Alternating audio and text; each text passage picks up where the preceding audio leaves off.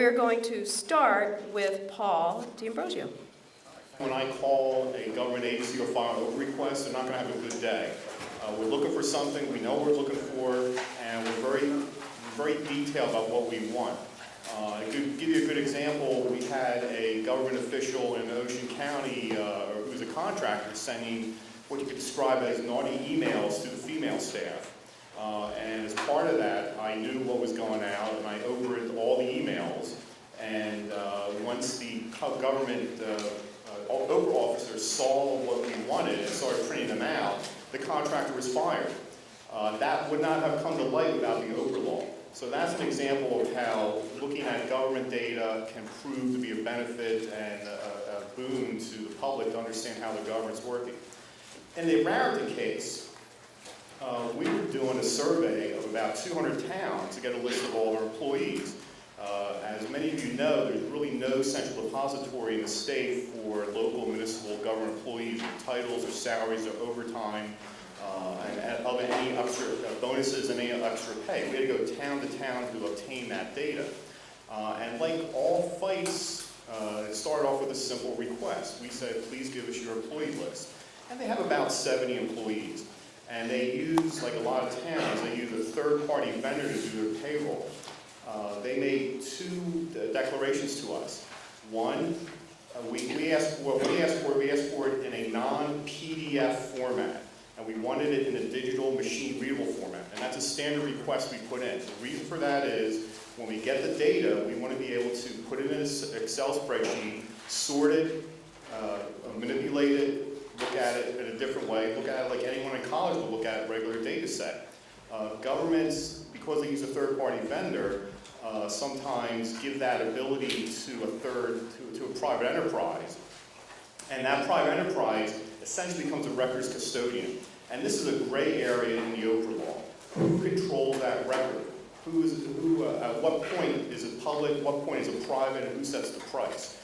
When we asked for it, Raritan made two declarations. They said, we don't have it in a machine-readable, non-PDF format. And they said to us, it does not exist in a non-PDF format. And the second one is, if you want it in an Excel spreadsheet, we have to create it, the vendor has to create it for you, it's going to cost you $1,200. And we said both of those terms were unacceptable. We knew anything that's typed into a computer is digital, so therefore that's a digital record that we want. And second of all, the vendor should not be setting the price for local government and what the public can do. Essentially, what's happening then is like the town is giving away its government records responsibility and hiding behind an exceptionally high fee to deter any requester to come in and take a look at the payroll. And they said no. We pushed back. As a newspaper, we don't bend. When we ask for something and we know we're right, we are going to negotiate and try to come to a settlement. But if that negotiation is non-existent in one way, or they say no and that's it, we're going to go to court. We're not going to go to Government Records Council. We'll go right to court and get the declaration and move forward. And the advantage of that is we get our legal fees paid. And we have very good lawyers who spend a lot of time on these cases. And this case has gone on for close to 5 years now, has exceeded $600,000 because Raritan has continued to fight and resist every single step of the way up to the appeal process. The clock is still ticking. I don't know when it's going to end, what the final bill is, but it sure exceeds the $1,200 that they requested and a few $100s they could have paid to deliver the information to us. And short of that, it's just an unfortunate movement of public policy that ended up in our favor. For the press and for the public, because of this case, the court has declared that the third-party records are public records, and we are entitled to them in the format of our choosing, as law states. And that's where we are at this point. I think that's pretty much what I have here. I'll take questions afterwards. I'll pass on to Jennifer. I just want to get a feel for who's in the room. So do we have anyone here from the Government Records Council? No, okay. Any OPRA custodians? Raise your hands, hi, so I can see you. Okay. Any attorneys? Debbie had reminded me that I think they're mostly in Atlantic City for the bar. Oh, attorneys, raise your hand. Hi. Okay. Anyone been involved in an OPRA litigation? Raise your hands. Okay, a few of you. And who's here from a nonprofit advocacy group? Raise your hands, just so, okay. It's a little sampling well, as Debbie, thank you for having me, and thank you for my co-panelists here who are really setting the mark very high for OPRA, which is just fantastic. As the chief legal officer for the company, I work with the reporters usually after they've encountered a problem with the custodian of records. But I also do help them draft OPRA requests. As many of the custodians probably know in the room, a lot of it, drafting, whether you're going to get a record or not, oftentimes depends on how clear the OPRA request is from the get-go. And there's been a lot of litigation in the state, and maybe John will touch on it, where the request is denied as being overbroad. So for people who are making OPRA requests, and I assume there's a lot of you in the room, I'm trying to kind of give you some takeaways. One of the takeaways is to really look at the way you've drafted the OPRA requests, because it may get denied as being overbroad or not clear. Of course, it's very, very challenging when you're a requester and you don't really know the name of the record you're looking for. And I've been going back and forth, particularly with the Office of the Governor and the state, and we probably have about 7 pending litigations right now, pending lawsuits. One I was finishing up this morning against the Office of the Governor and other state agencies, most of which are related to Hurricane Sandy and the preparations, particularly that New Jersey Transit did prior to Sandy, what they did after the superstorm, and then most of our litigation against the Office of the Governor is related to the Port Authority lane closures, which my colleague Sean Boberg had first reported on. So one of the takeaways for people, again, on the requesters is the how you frame your request, and my takeaway, please, for the custodians in the room, to the extent you care, is if we're not making ourselves clear, we love it when you pick up the phone. One of the things that I think is important, and I know the topic title today for our session is push come to shove, but it really is when push comes to shove. We prefer to have a cooperative dialogue going back and forth between the agency and the requester, and again, for us, it's usually a reporter. We may not know that you call a document an expense report, or as opposed to calling it a expense report, you call it a reimbursement record. So oftentimes we've encountered the custodian knows exactly what we're looking for, but because the reporter has not used the actual title of the document, it'll get rejected or thrown out. And you know, we do feel that violates the spirit and the plain meaning of OPRA. And you know, it's much more helpful if you all can come back and say, look, I have this document, but not that document. You know, I don't have one record that has the public employee's last 5 job titles, his or her salary, his or her dates of termination, and what have you, but I have that in 7 different documents. And I do realize that there's a rub. You know, the judges have come out and said, hey, we custodians are responsible for searching our records, but we're not responsible for researching our records. And I know John's going to talk a little bit more about that with electronic data. Another takeaway I have for public agencies in the room, and also for, I guess, for the advocates who are trying to get more data from the public agencies, and that is look at your retention policies. And if you don't have one, please make sure you get one soon.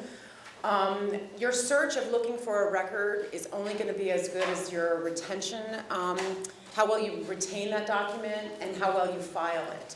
And obviously this comes to light a lot with electronic data. And as you all know, there is a state division of archive and record management, does have schedules for public agencies, separate ones for police records, separate ones for municipal clerk records, but there is a law and schedules governing how long you have to retain public records, and the length of time does depend on what type of record it is. So the fact that you are not retaining your records properly means that it will not come up in a search, which means I'm not going to get it, and which means we're going to file a lawsuit. So we also like people calling us and saying, you know, our bad, we no longer have it.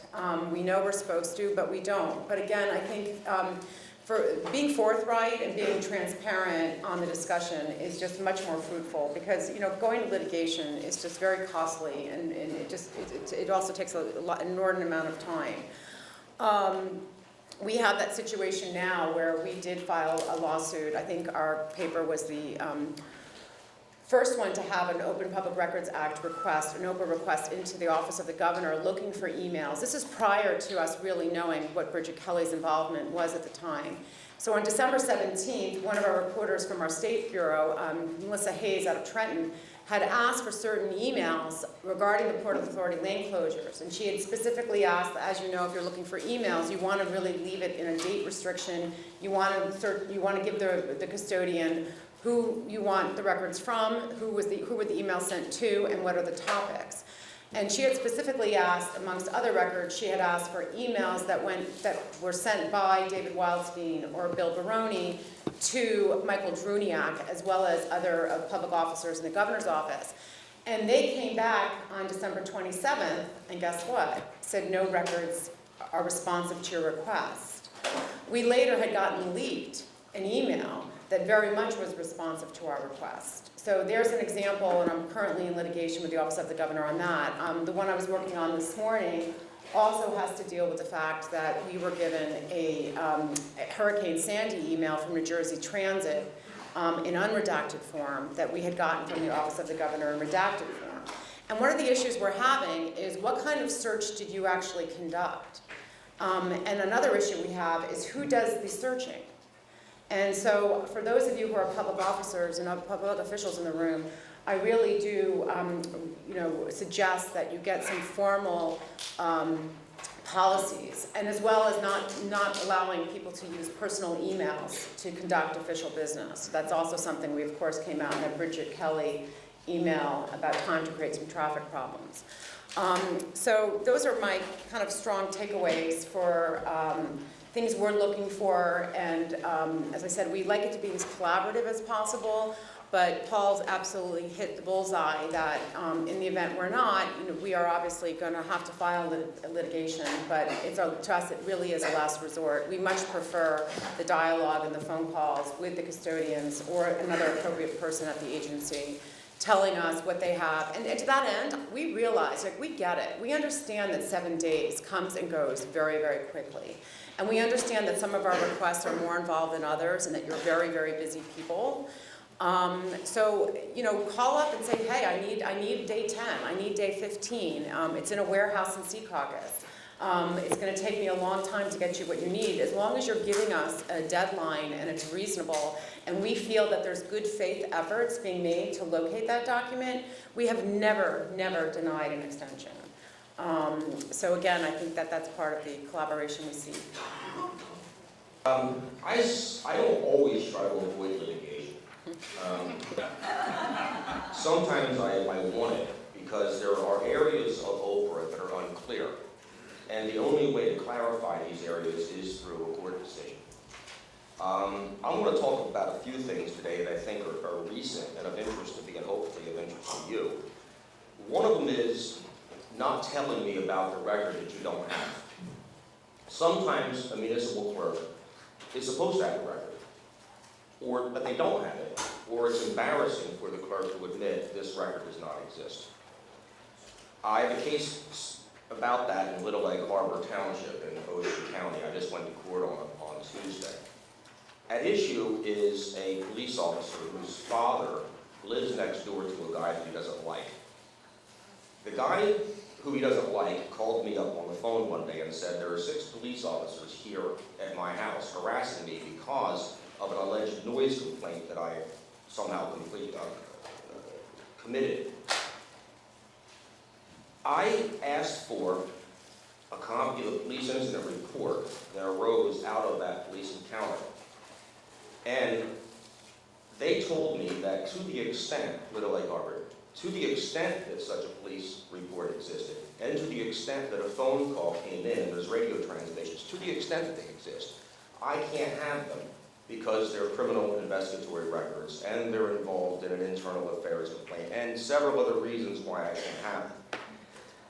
I suspected that the police were never actually called, that the father called the son on his cell phone. The son called his fellow officers on his cell phone. They descended upon this man's house, and there was no official report made of the incident. And I wanted to be able to make that case. So I wrote to my lawyer, and I said, I believe this is what happened, and I want to file an OPRA request. I filed an OPRA request. They denied it, and I want to file a lawsuit. And this is what happened. After I filed the lawsuit, they submitted a certification. The clerk said, there is no police report. It does not exist, after I filed the lawsuit.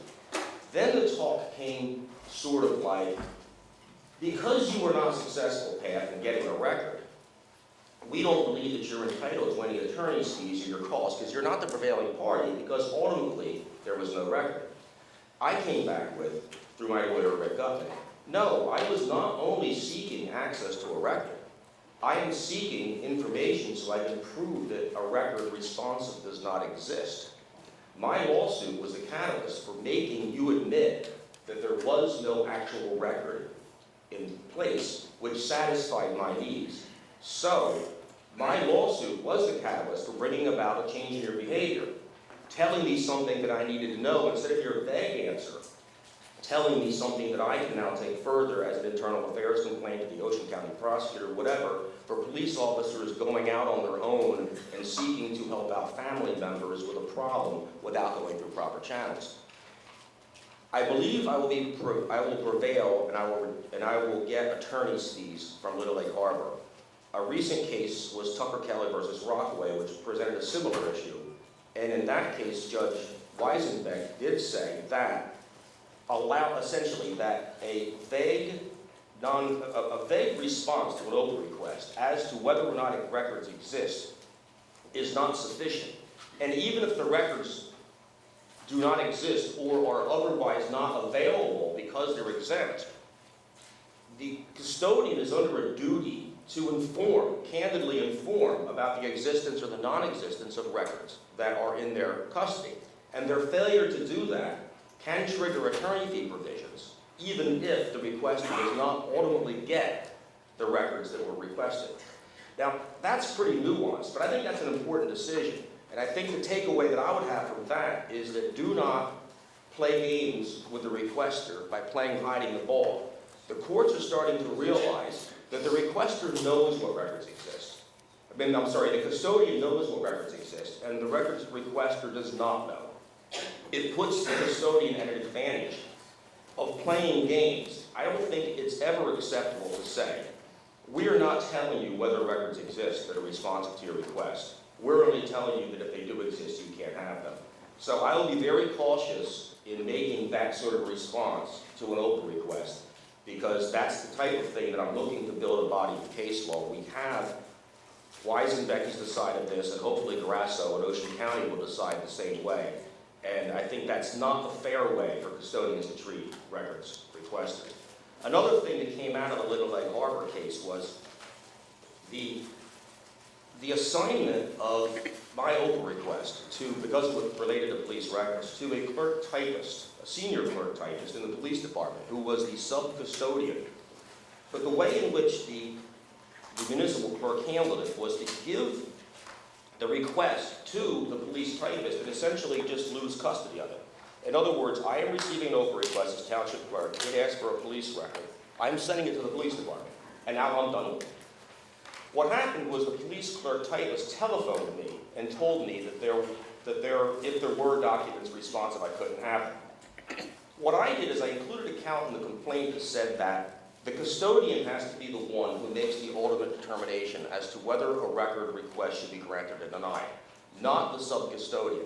It is not enough for the custodian to simply say, well, I gave it to the police department. They have to keep track of that and make sure that the response comes back to the custodian, and then the custodian makes the determination, the ultimate determination, with or without the help of municipal council as to whether or not the request should be granted or denied. What happened here was that that's not what happened, and we argue that OPRA specifically says, unlike any other type of government entity, that a municipal clerk, the custodian shall be the municipal clerk for the municipality. That the legislature intended that to put the municipal clerk as the gatekeeper And we saw a declaration that going and farming these things out to a series of sub-custodians is not appropriate.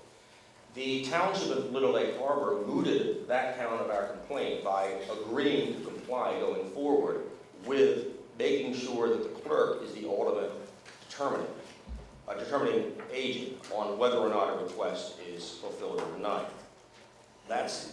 So I think the takeaway from that is that your duty as a records custodian does not end simply because you give it to somebody else. If you give it to somebody else and that person mishandles the response, you're going to be named as a defendant in the lawsuit. The next item I wanted to talk about a little was Galloway Township. This has to do with email logs. I wanted a log of 2 weeks' worth of emails that were sent by certain municipal officials.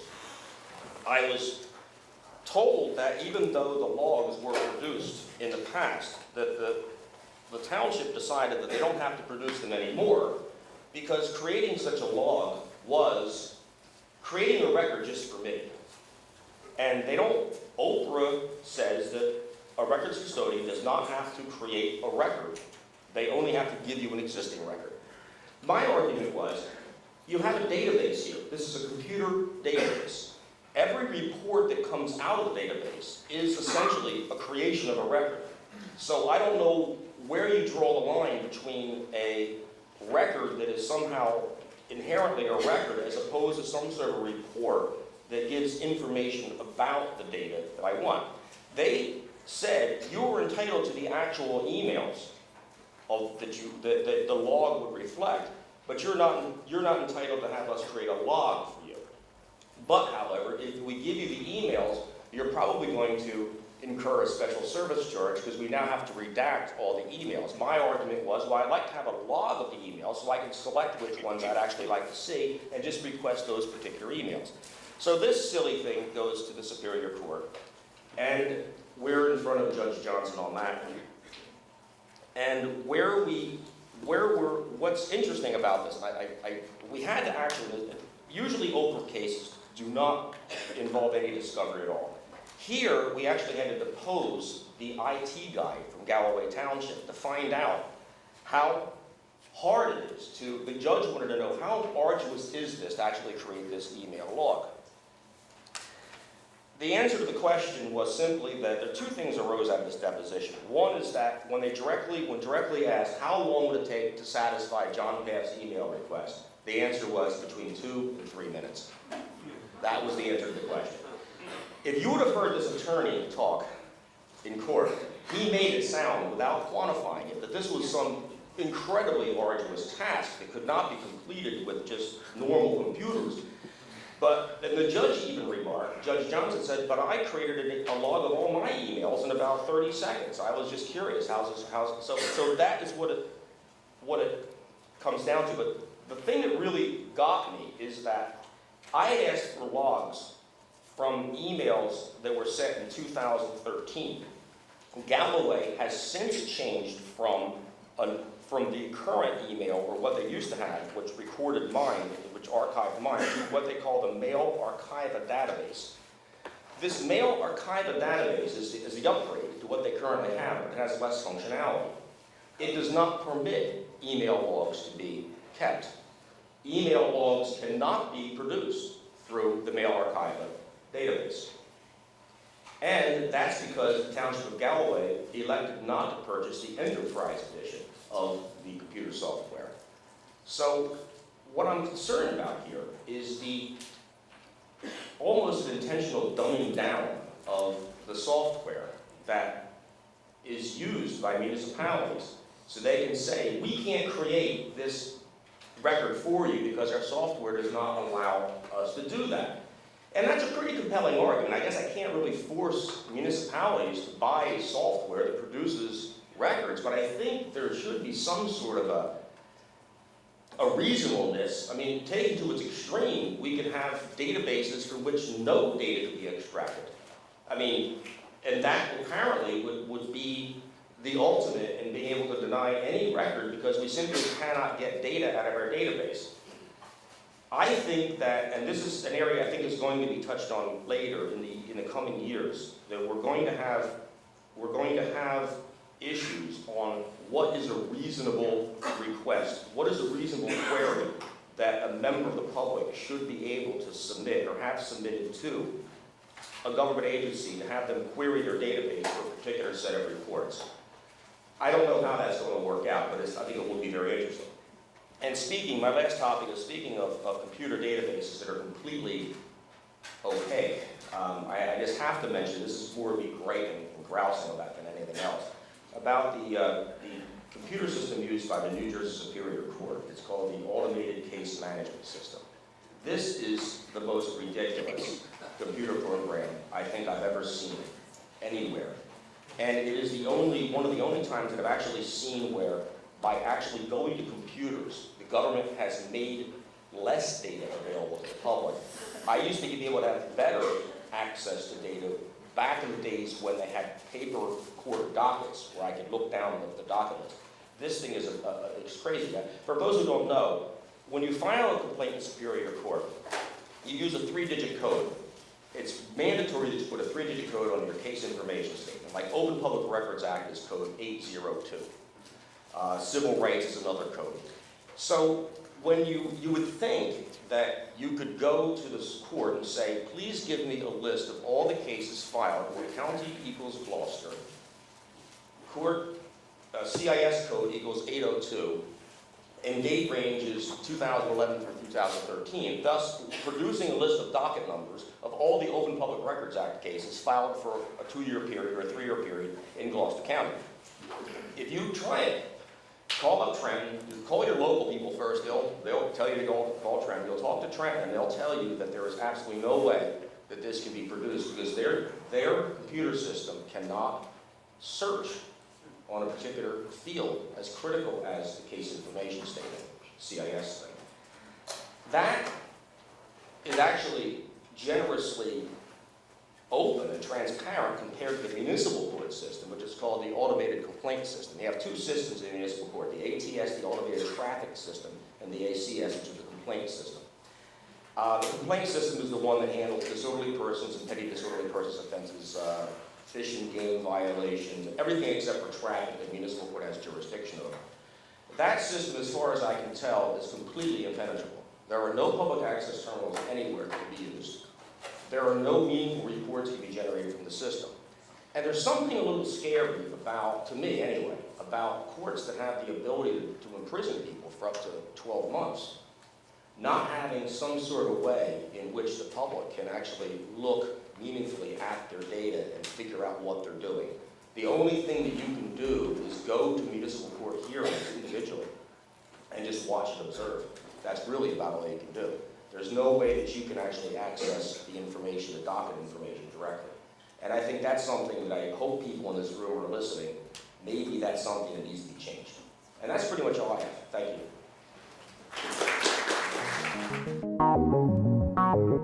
you.